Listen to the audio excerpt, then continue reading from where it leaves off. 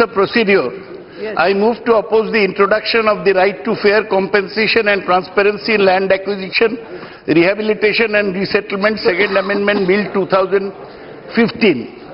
The bill takes away the chapter on social impact assessment, Chapter 2, chapter on food security in case of certain land acquisition. This bill is against the interest of the farmers and been opposed by all opposition political parties and farmers' organizations. Hence, it should be opposed tooth and nail by everybody who has farmers' interest at heart. The bill also takes away the right of consent of the farmers, where 80% consent of the farmers were needed for land acquisition for a private party. That has also been removed in case of certain land acquisitions. Madam, this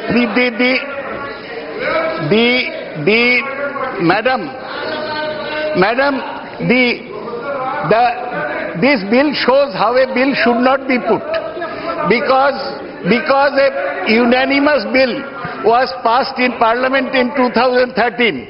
After that, government suddenly, even the BJP party had supported that bill at that time.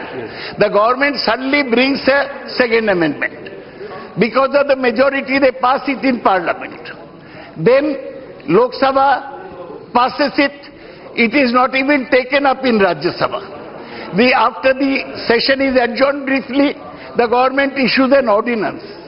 Then it has again brought a bill to support the ordinance. This tortuous process of legislation is something that should not be happening. The way ADMK friends has reasons to cheer themselves up with news from Bengaluru. We feel unhappy that steps are being taken by the government against the farmers. The steps are being taken by the government to run the country through an ordinance Raj. This is the second time an ordinance has been introduced.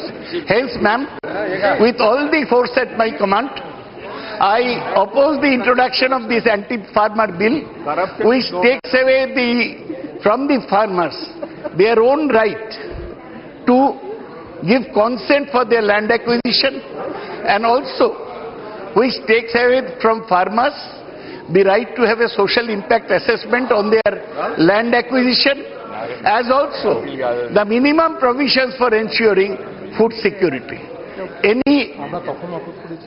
We had opposed even in 2013 when the government introduced the 80% clause. Trinamool Congress had said that we want 100% consent of farmers for land acquisition for private parties, as we had done during the Shingur agitation. So it has been a matter of principle and a matter of faith for our party, and we shall continue to oppose any attempts to tweak the land acquisition bill in favor of the big business which this government is trying